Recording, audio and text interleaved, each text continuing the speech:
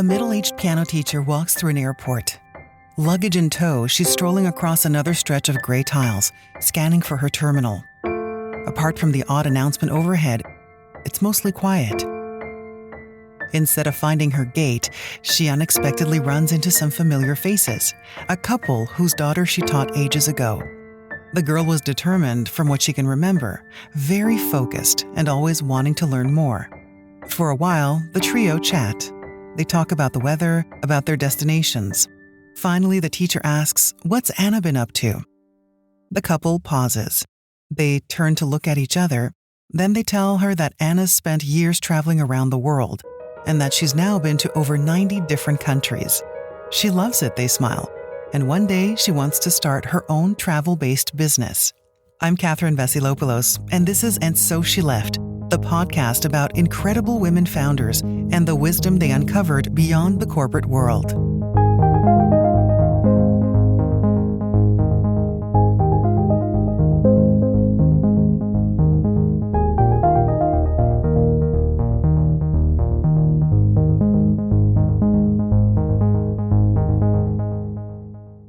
Entrepreneurs are curious creatures. The greatest ones never stop learning. Some channel their curiosity into researching their competitors, while others use it to pick up transferable skills.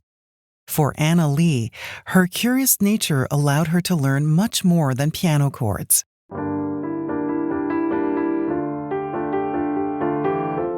Through traveling, I realized that other people from other parts of the world were living in a very different way. And here it's super ingrained to just, graduate from university, find a job, and go forth. Anna's the founder of Healing Journey Retreats.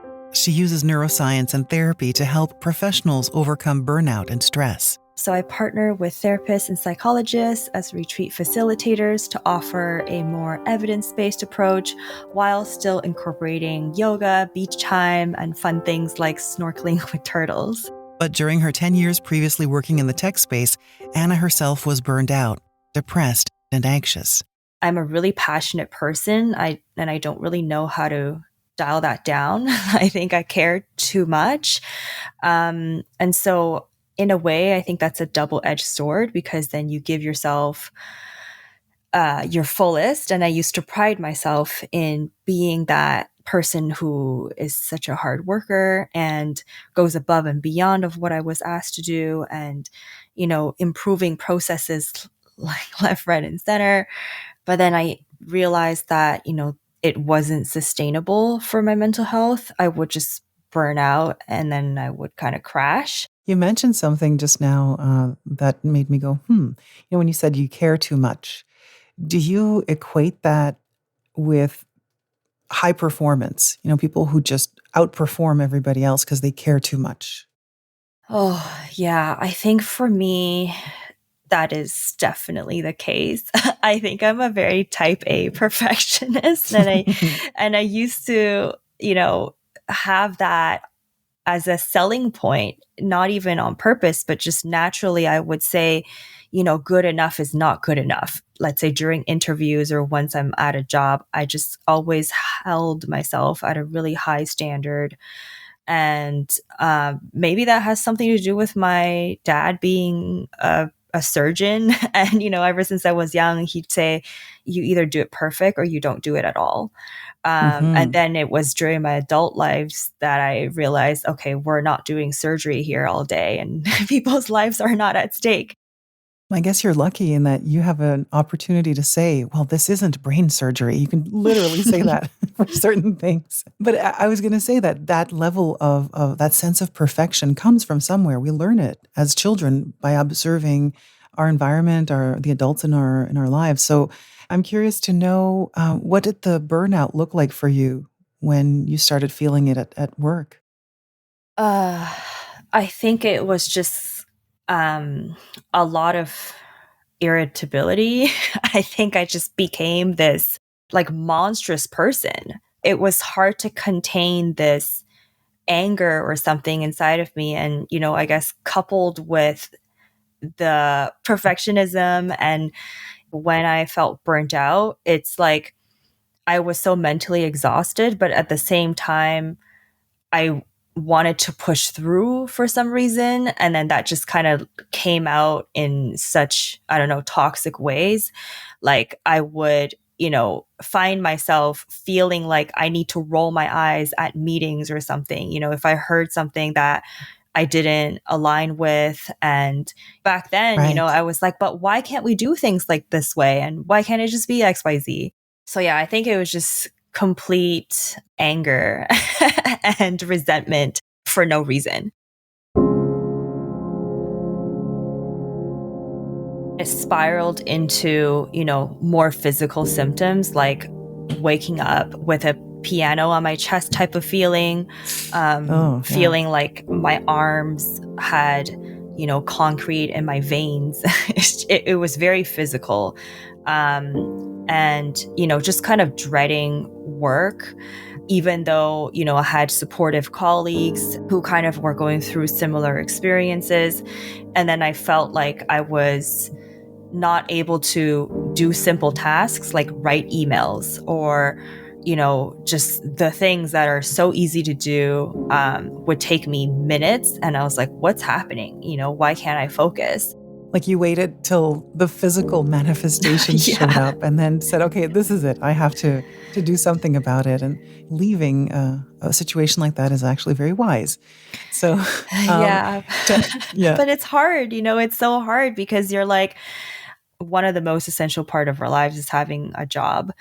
And so, yeah, it was just very conflicting to be like, well, do I leave this thing that is so, it's taking like 80% of my awake time, right? And maybe I could just push through. And I think most of us are not really taught what even is burnout, like what are the signs, right? And so it's like, oh, I thought this was just like normal work stuff that everybody experiences, because we know like there's no perfect job, there's no perfect partner, there's nothing in life is perfect. So then you just kind of like, oh, well, like this is what I have. So like, I'm gonna, push through. So yeah, I think it's just like not even knowing that I was burning out. And I just thought like I was becoming this person that I didn't even like anymore. According to the World Health Organization, Anna was experiencing all the symptoms of severe burnout. She's far from alone. A global study from Yerbo found that 2 in 5 IT professionals are at high risk of burnout. In IT security, it's more than half. Anna eventually found herself planning for a work life outside of tech. Luckily, she has already found a side hustle that spoke to her love of travel. At the time, I was also side hustling as an Airbnb host. This was almost 10 years ago. I just really fell in love with, having people at my place, like I said, on my couch or on my spare bedroom. I just really felt like when the person is staying with you, you just naturally want to be a good host. I would, take them out to meet with my friends. We'll grab something to eat or go on picnics, go sailing in Lake Ontario. And it just really reminded me of the times when I traveled and, conversations just kind of come up naturally because you're just sitting, across from each other at the dining table in the kitchen, or, you're in your room and there's like bunk beds and you're just like, hey, where are you from? And, where have you gone? I think hosting people from all over the world makes me feel like, okay, I'm kind of seeing the world through, this different lens.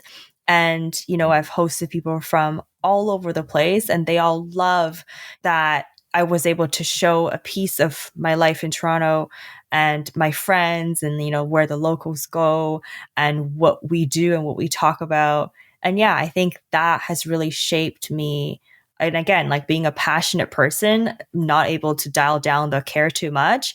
In this case for hosting, it's a great quality because, going Yes. above and beyond to show guests around and you're like leaving cute little notes around the house, having snacks for people.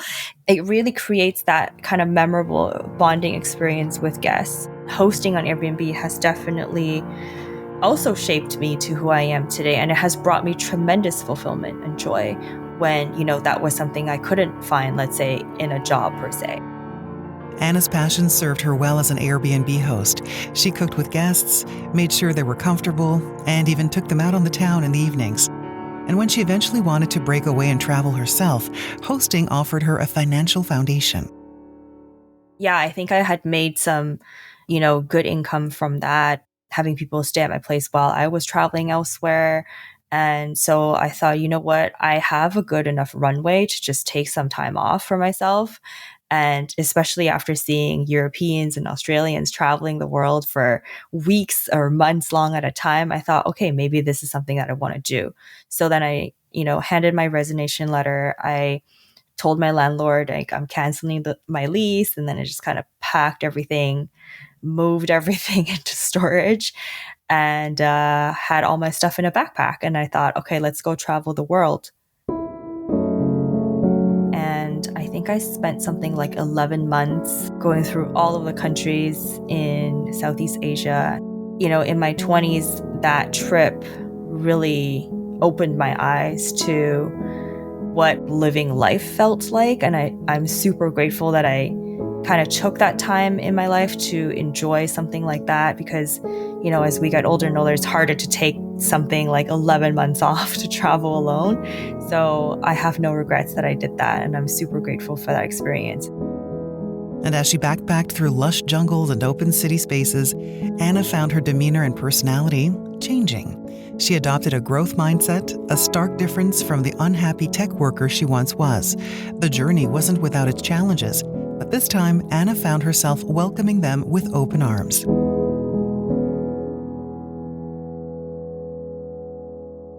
Do you remember any kind of stories that you want to share? Something that really struck you and you're like, oh yeah, this is something that will always stay with me.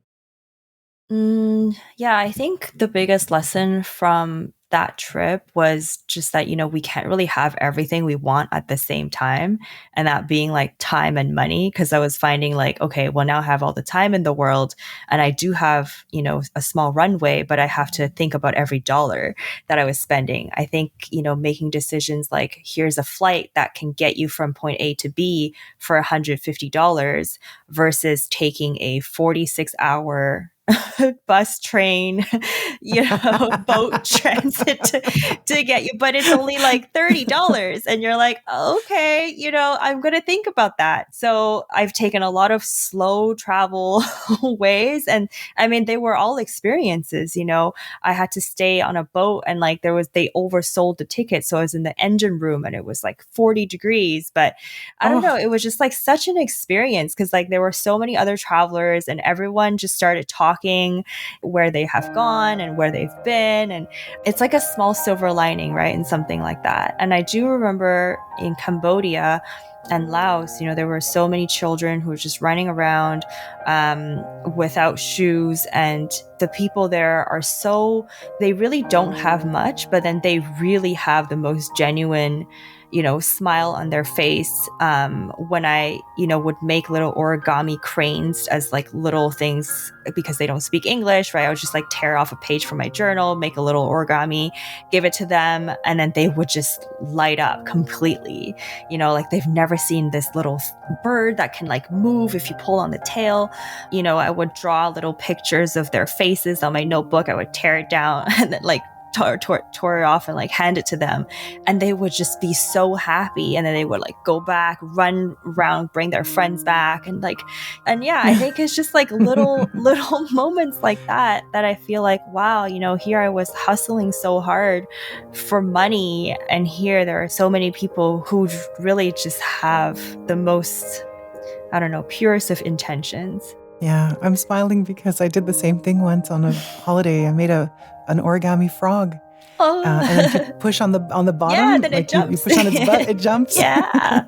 And anyone who saw that were like, whoa. And sometimes it impressed the older people more than the children because they had never seen that. And it was just so wonderful. And it's those pure moments, as you said, like they're just pure human bonding. Yeah. Over something as simple as a paper animal. Yeah.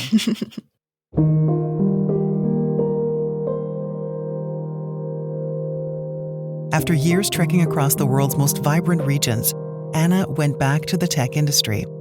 She surrendered to its apparent stability, seeing it as a secure way to pay the bills. But when she found herself burned out again, the time came to transform her passions into a business. The transition was tough. So several years ago, I wanted to pursue the dream of having my own hostel because I stayed in so many of them. And sometimes I thought, you know what, I can kind of do this, or maybe I can even do better. Also with the timing, and, I had another burnout from another job. And I thought, okay, let's repeat this, pack up my life, quit my job, hand in my lease, and go on a trip. Mm-hmm. But this time I decided to do a market research trip. And on hostelworld.com, they do this list called the Oscars, which is Oscars for hostels. Oh, that's funny. And they do it by like categories too. It's really just like the Academy Awards. So I looked at that list for like 3 years or something, and the top hostels were all somehow concentrated in Lisbon, Portugal. So I thought, okay, let's go to Portugal then for 3 months and check it out. So then I basically spent all of my time there staying at the best hostels that were on that list. I worked at some of them. I all day, every day interviewed the managers, the owners, like trying to learn the business and really just try to immerse myself in like what makes these hostels the best in the world. So I wanted to do this in Montreal, Canada, but then the pandemic hit and just kind of made me pause on this dream. And then I went back to working again because, again, bills have to be paid. And I was back in the tech industry doing what I know. And I think that's when I had this just giant hole in my chest. I think that was me mourning the loss of this dream because I was so passionate about this and I couldn't do it. And I just felt like the job that I had and the life that I had, I mean, everything was great from other people's eyes. And I was saying to myself, like, what's wrong with you? What's wrong with me? Why can't I just be happy with what I have? Why do I have to feel like something is missing? For a while, it just became this thing that I think I had to like bury deep down under my heart and compartmentalize in a drawer in my brain. And it's like, okay, let's just not think about this anymore. It was a difficult time. So what did you do to get out? To get out of that mindset? I mean, to be honest, like, I think it's just something that I spoke with my therapist about all the time, monthly in our sessions, because I was like, you know what? I really miss this. I even had an Instagram handle called The Hostel Journey to document the journey of creating a hostel. So then I was like, this died. And I just started kind of writing about my negative emotions because I was like, I have to process all of these things that I'm feeling. And I was also then at the same time just struggling with burnout, anxiety, depression. Everything we see on social media is about success, is about happiness. No one writes about the reality of what's happening behind someone who, took 9 months out of their life to go pursue their dream, and it all looks so amazing. So yeah, I had a lot of people DM me and say like, just thank you so much for sharing your journey and for being so vulnerable and talking about your struggles, and it just really makes me feel less alone. So yeah, I think writing for me was really important, and again, therapy has really saved my life. But it's a shared experience. It's a shared human experience that we have things that we want to build, there's dreams, and then an event happens, or we run out of money, or there's illness, whatever the reason. But it's hard to think that, all the things that I've ever wanted to do aren't going to happen.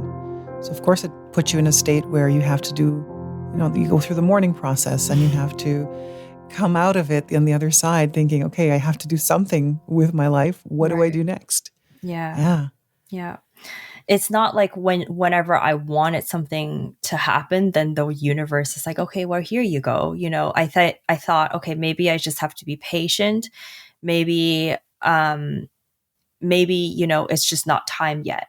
And in my notebook, I remember drawing this little picture of a mountain, and I put on the top of the mountain, I wrote like hostel dream, or something like that. And then I kind of had like a dot in the middle or at the bottom of that mountain. I was like, this is where I am. And I was thinking, okay, what is the way to get to that top of the mountain from a different route? There's so many like trails and routes to take. There's there must not be just one way to get there. And then, yeah, afterwards, I think there was one day I was talking with my therapist and I thought, what if there's a different way of, getting what I want? What if I can curate this travel experience and, creating all of these activities that really bring people together? What if I can create that experience without owning a hostel or without managing a hostel, right? Is there any other way? So I thought, okay, but what if we go somewhere where we have, let's say a certified therapist who is giving us some workshops and talking about how the brain works, why we get depressed, why we feel anxious, what are some tools that we can actually learn to implement, but you're still rewarded for your hard work. And I mean, like, introspection is hard work. No one really wants to do kind of like looking at my life and what's the patterns, that I need to work on. But yeah, I think it helps with rewards like swimming in the ocean and, meeting new people who have been through similar things and eating amazing food and being in the sun. So I thought, okay, maybe this is kind of like a retreat experience.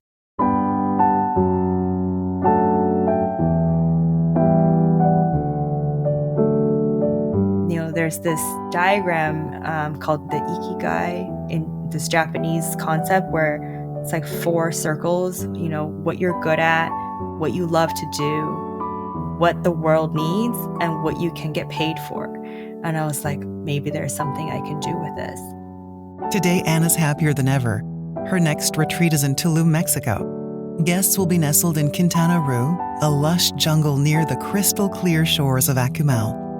They can partake in a dizzying number of stress-reducing activities like yoga, a sound-healing bath in a cave, snorkeling with sea turtles, and hiking through the ancient Mayan ruins nearby. But before she made her business a reality, Anna faced one final challenge: her family. So I'm also Chinese Canadian, and, we're an immigrant family. And yeah, when my parents go talk to their friends, all they talk about is their kids. And, it's like, oh, well, my son is a doctor, my son is a lawyer. And, and so there's always this one word that just really describes what people do. For me, I've always had such difficulty with answering this question. And I just thought, like, I am so multifaceted, like I was a product manager and I was an Airbnb host and I was an avid traveler. And, now I'm a retreat leader and I'm an entrepreneur. I'm just really good at enjoying life. But, that's really hard to describe, especially by my parents. So what happened was that they met by accident my childhood piano teacher at an airport 20 years after we left China. And the piano teacher was asking about me, and my parents told her, oh, Anna has traveled the world. She's been to like more than 90 places. She spent almost 5 years solo. They told me this story, and I was really shocked at how that's how they saw me. For many years, I was like, oh, I am not this easy story to tell for my parents when they meet up with their friends. Right. But it was so nice to see them, I guess, being proud of me in that light, that I am this person who didn't really pursue the normal path in a way. And yeah, I've become this traveler in their eyes that they were proud of. So yeah, that was really interesting. And that's a good thing, not traveling the normal path. That's the hardest thing to do. It is the harder thing to do, to just go out and find your own way instead of just acquiescing and saying, okay, I'm just going to do what's the easiest thing and just go get a 9 to 5 and sit in the cubicle and pay my bills. I think you discovered that earlier on, much, much earlier than most people do. And that's good. You should congratulate yourself and know that the road to entrepreneurship is not easy. Hasn't been easy for anyone. We've been talking to guests now for weeks, and on the show, what I'm discovering is everyone had a passion. Everyone had a moment where they move on to something that they actually really love, and it makes an impact on their lives and the lives of the people that they've hired in their jobs. And that's what it sounds like you're doing right now, is that you've created, like you said, those 4 intersecting circles. You're discovering that this is what makes me happy and this is the path that I like. What has been the biggest challenge for you? I know you've told us of many collectively, but when you look back now, the most challenging part for you has been what exactly? Oh, I think just taking the leap into entrepreneurship, because none of my Mhm. family members were ever business people or entrepreneurs. They were all, academia. My mom was a biochemistry professor. And of course, I think as parents, they want to protect their children. And so it's like, well, I don't know anything about this. So I feel like I can't help you. And Right. so entrepreneurship was definitely not encouraged at all. It seems to have this risky kind of connotation to it. It's very like, well, you have to survive, you have to pay your bills. So how are you going to do that if you don't make money? And I have doubts constantly now that I am doing this, and that voice becomes really loud, and it's like, okay, well, maybe your family was right. Now I know how to travel, and I'm really good at it, because there's also ways to travel that are sustainable, because people can also get burned out from traveling. So there's so many little things that you just wouldn't know until you've done it. And I feel like taking the leap is has definitely been the hardest thing. And like, again, I'm still having a lot of doubt and fear, and there's a lot of pressure on myself. It's all an experience, it's all a journey, and this is part of life. Like you said, life is short, and I'm a questioner. I question things, and here is what it led to me. So let's give it a try and see how it goes.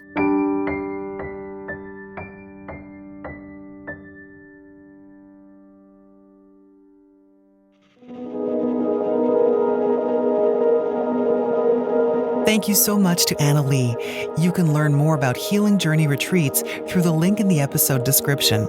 At the time of this recording, Anna's next retreat is in Tulum, Mexico from January 7th to 14th, 2024. Early bird prices are available if you book a clarity call with Anna before September 15th.